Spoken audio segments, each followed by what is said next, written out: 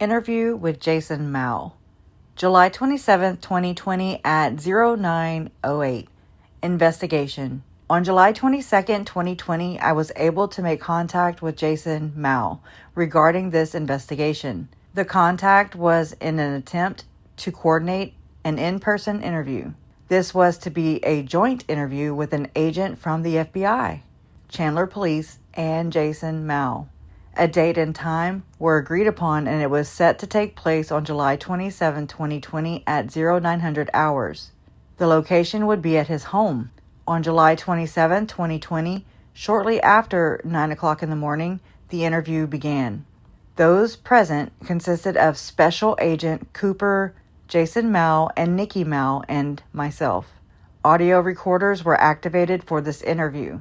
The interview took place in front of the residence in respect for the current health practices for the COVID-19 event. Interview with Jason Mow. Summary of audio interview. After introductions were complete, Jason was informed that he was not the target or the subject of the investigation. He was advised that the investigation to a point where he needed to make sure we talked with anybody that could have had useful information in regards to Lori Vallow or Chad Daybell. Jason had expressed that he had been victimized and vilified in social media.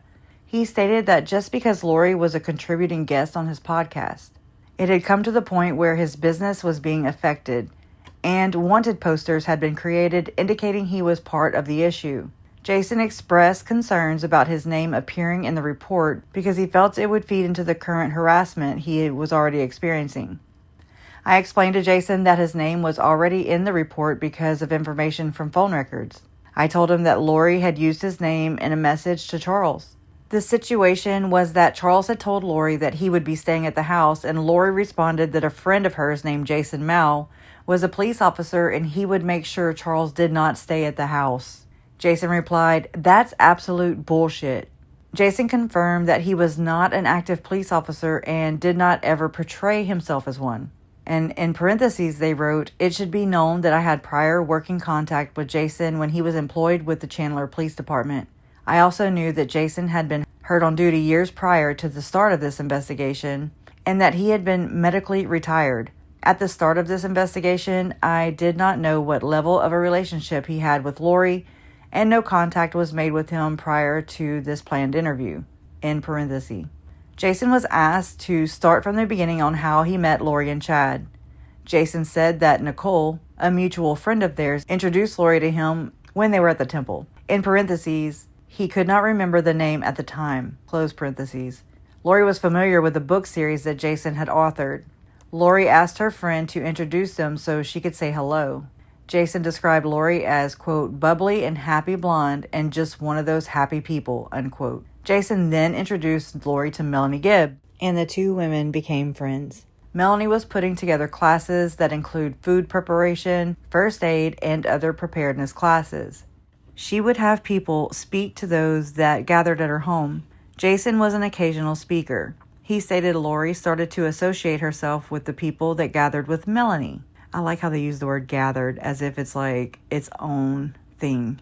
So I'm going to go back and say that. He stated Lori started to associate herself with the people that gathered with Melanie.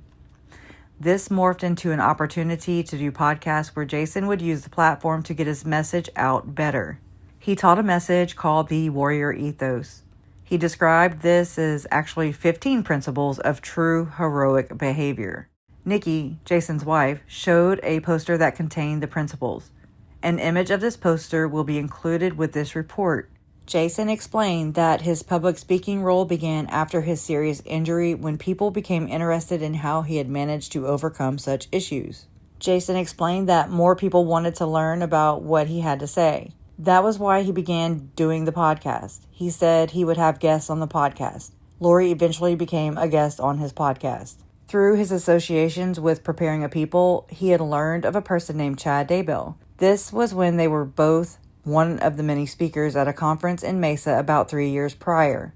Jason had learned that Chad was an author, and his speaking revolved around his near-death experiences and connections with others on the other side of the veil. Chad was later contacted and asked if he would be a guest on the podcast. Jason said that he had met Lori about 2 years prior. Nikki said the first time she had met Lori was when they went to Melanie Gibb's for one of the group talks. Lori did not like Nikki at all. This was clarified to not be a podcast event. In this event, someone had asked what they should do with a particular situation. Nikki replied that you should ask the Lord as the scriptures say. He will show you the answer. According to Nikki, Lori looked at her with a disapproving look.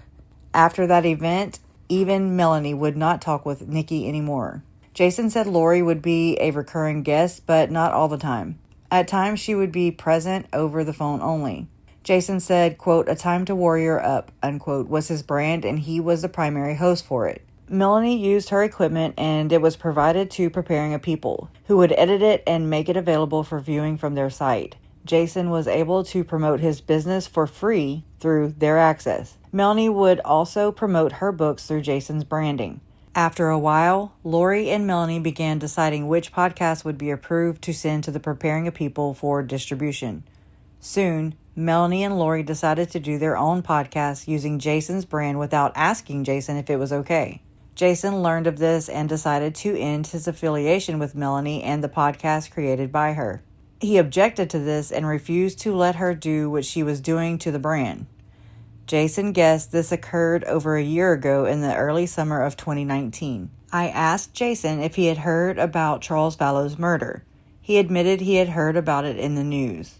I asked if the murder of Charles Vallow had occurred before or after he stopped doing the podcast. Jason replied the murder occurred after he had stopped. Jason was asked to tell us what Lori and Melanie would talk about during their portion of the podcast. He said Melanie would talk about their personal relationship with Jesus Christ. Lori talked about some of the processes she would go through in her life. One topic was an abusive marriage and having a son who was autistic. Most of the time was spent answering questions of the guests. Current events would also be a topic. The podcasts were open and normal with explanations of their individual relationships with Jesus Christ. Melanie reported she would spend a lot of time isolated in prayer and described it as hours in her Melanie reported she would spend a lot of time isolated in prayer and described it as hours in her closet praying. Lori reported she would go to the temple at least a couple of times a week or even once a day if she could. Jason said most of his time on the podcast would focus on a principle of the warrior ethos and how it applied to them. Jason was asked if either woman had ever expressed thoughts or beliefs that fell outside of the normal LDS mainstream beliefs. Jason did not remember hearing any such statements that resulted in a quote-unquote red flag for him. Jason knew they were very committed to the path they were walking, but never heard anything that was outside of the normal LDS beliefs. An example was given of women being able to obtain priesthood.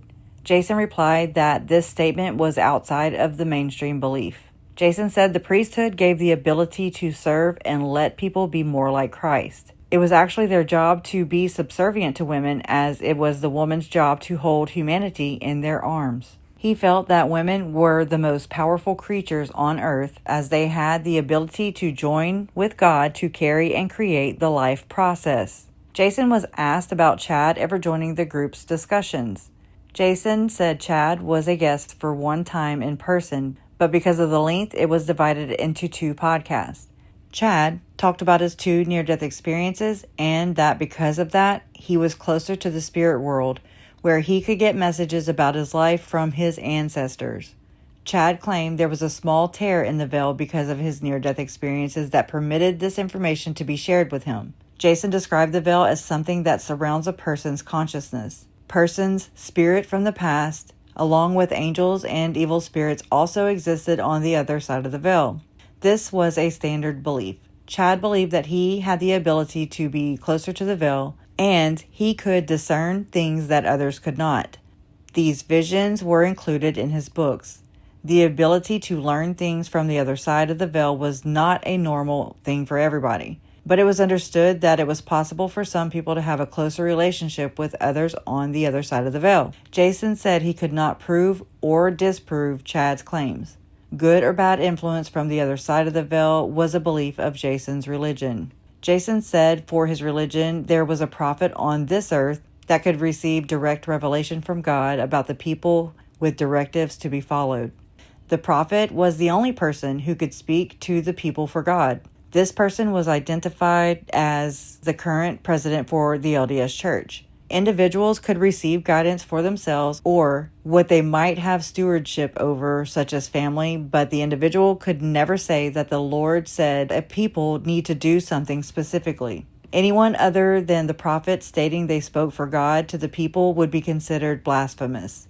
Chad had mentioned that he could see end-of-time things. Rexburg was described as being a big focal point where bad things were going to happen for him. Another reason why he wouldn't build a freaking church there. The end-of-time things were typical things from the book of Revelation that did not create any alerts as being different from the teachings Jason was familiar with. Exactly. Jason did not recall any particular role that Chad claimed he would play in the end times. The things Jason had heard on the news that Chad claimed to have lived on another planet and was the leader of the small religious group was shocking to Jason. Jason was asked about the 144,000. He said that was something in the Bible, but he understood it to be missionaries that would be sent out to gather people for the end of days.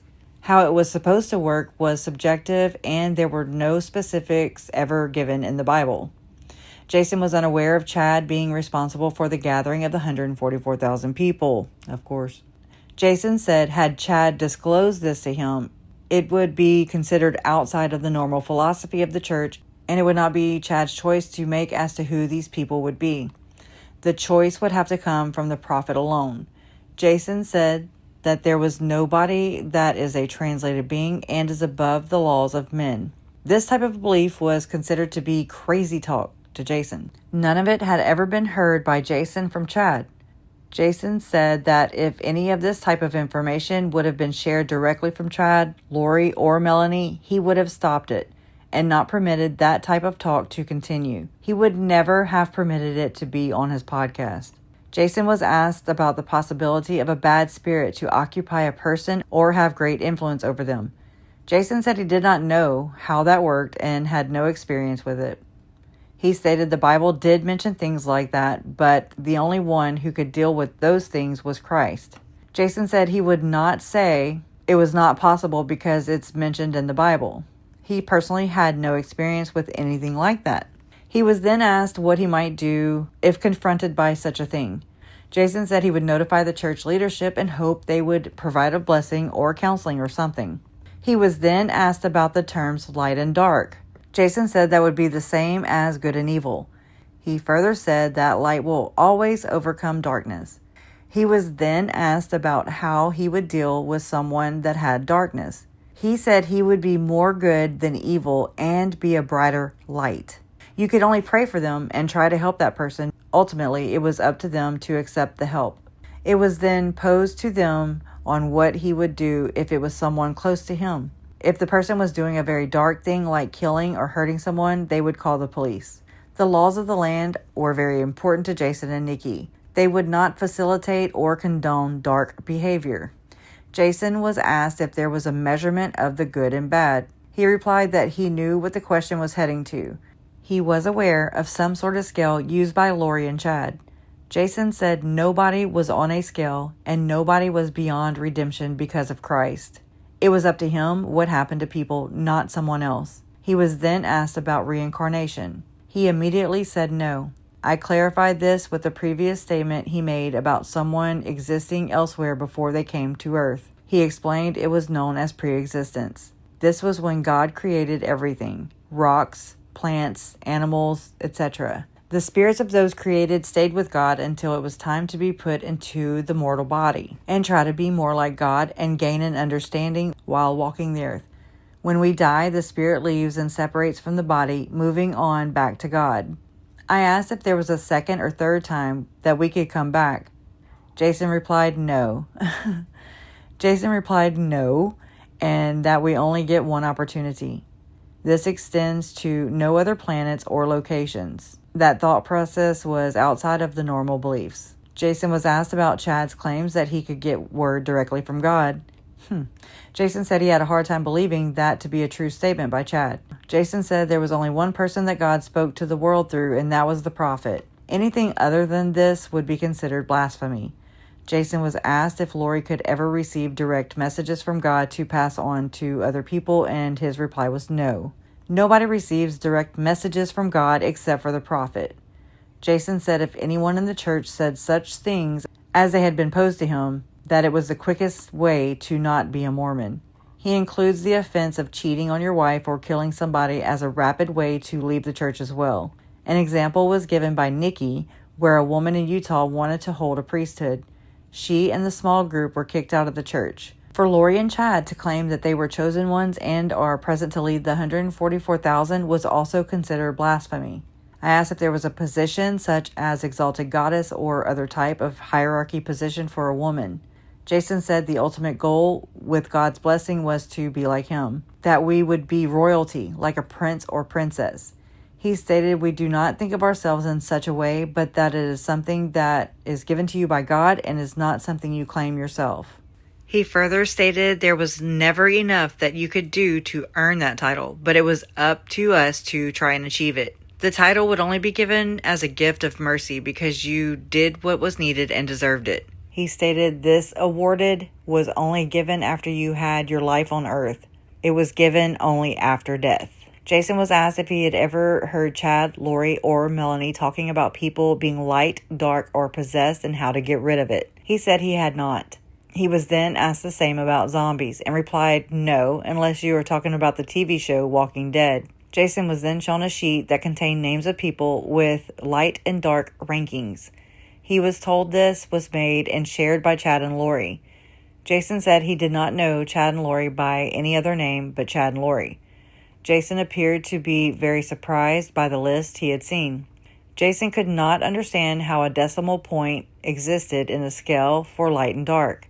The names of Serena and Nicole were on the list that was shown to Jason. He recognized the names as good people. Serena had recently talked with Nikki and Jason about the whole thing. Serena had stated she had been kicked out of the group because she had asked too many questions. It was unknown what questions had been asked by her, but that was not known by Jason. Jason saw his name along with the attached prior lives he had lived. He denied any of this information looked familiar.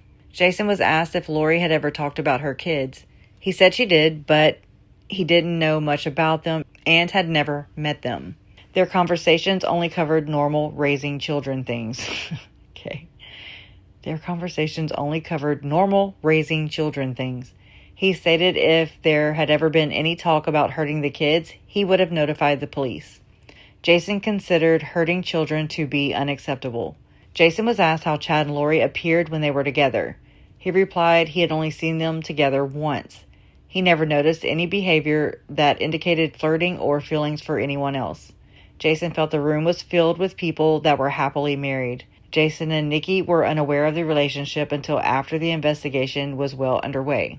Jason could not recall Chad talking about his wife to him. Jason said that things had been taken out of context in the podcast that were now being used to come after him. Jason said that he had met Charles once. It was when they were doing a podcast. Jason had shaken the hand of Charles. The meeting had been at the house belonging to Charles and Lori. It was located in Gilbert, east of Val Vista and south of Riggs. Jason could not recall the street. The meeting was very brief with Charles. I then asked Jason about the message sent by Lori to Charles that clearly references Jason by name.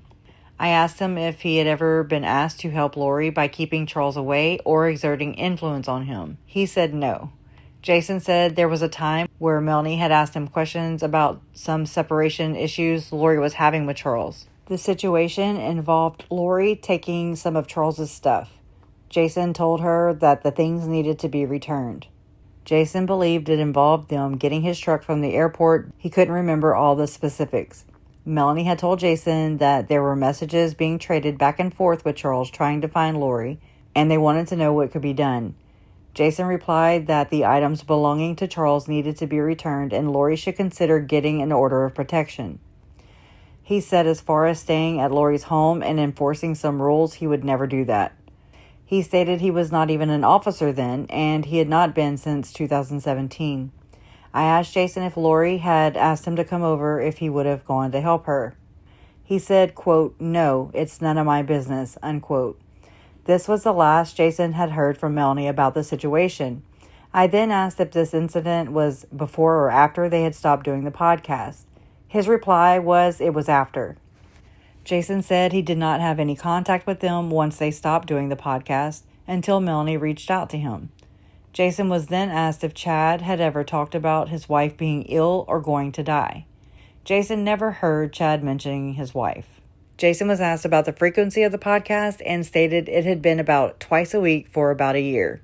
Lori was not in each one. Jason was then shown a series of pictures to see if he knew who they were. He knew some from personally seeing them, others from the news, and some he did not know.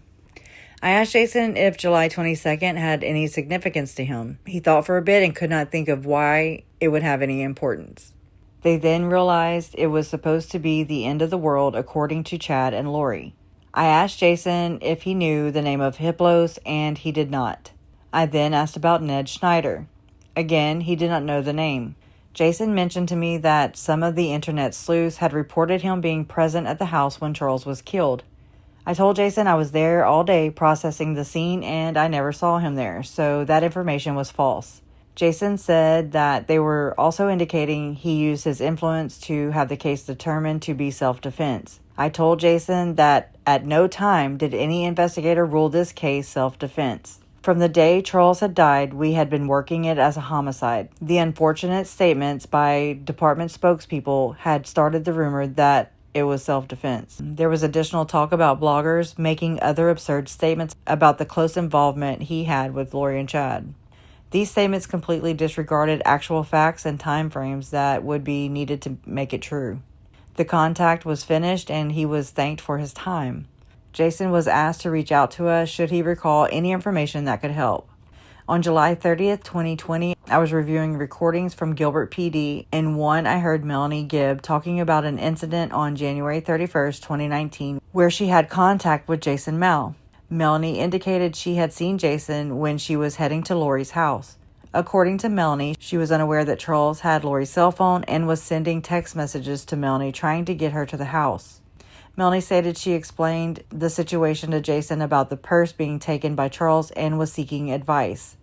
The encounter was not detailed on this recording. I called Jason Mow to ask him what I had learned. I told him about the recording that was made on January 31st, 2019. Melanie had mentioned a person by the name of Gabe. Gabe was also the name of the person with Charles when he was attempting to have Lori picked up with a mental health pickup order.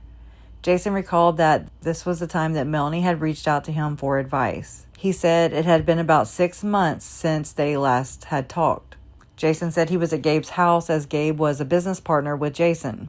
Jason had pulled over near the house to use the phone and send a text message when Melanie stopped. She told Jason about all the things going on with Lori, and he told her to have Lori get the order.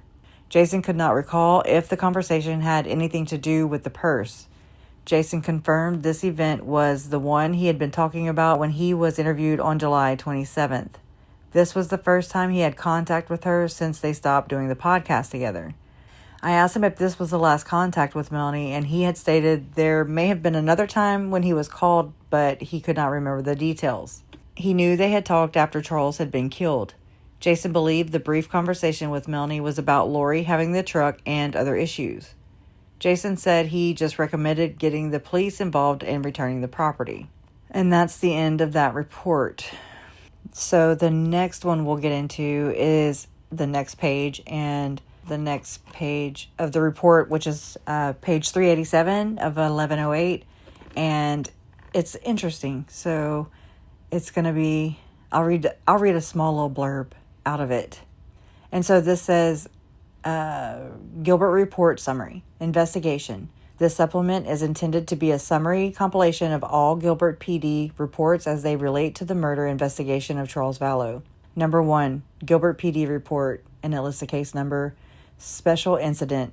It says, quote unquote, special incident, taken on January 30th, 2019 at 16:33. Location was 2267 East Tomahawk Drive, Gilbert, Arizona. Shared residence for Lori and Charles. And it says involved parties, Charles Vallow, Lori Vallow, synopsis. And it's a telephonic report. It says, Charles called GPD to make a report of Lori acting strange and making threats. So he called Gilbert Police Department, making a report, to report that Lori was acting strange and making threats. Some of the strange behavior noted by Charles to GPD was that Lori felt she was living her sixth life. She was previously married to Captain Moroni, which is an LDS church figure, in a previous life. Lori felt the second coming of Jesus Christ was to be in 2019 and preparations needed to be made. Charles related that Lori felt Charles was now someone else by the name of Ed Snyder. It was not known to Charles why she believed this. Lori had made statements about murdering Ed Snyder and how she was going to destroy Charles. Charles further reported Lori felt she was a god. Charles was in Texas when making this report. He was advised of options that included a psychiatric evaluation, community bridges, and a petition to get a mandatory evaluation for Lori. Charles reported he was returning later that day and would go seek the order when he arrived. Charles did not want GPD to make contact with Lori as he felt it would only aggravate the situation. So that's interesting, right? Okay, I'll come back with some more reports from the FOIA docs with the Chandler Police Department investigation into the murder of Charles Vallow. And thanks for being here. Don't forget to like, share, subscribe, and all that good stuff. Love always wins. Justice for Tylee, Charles, Tammy, JJ, and Joe. Let me know what you think in the comments down below.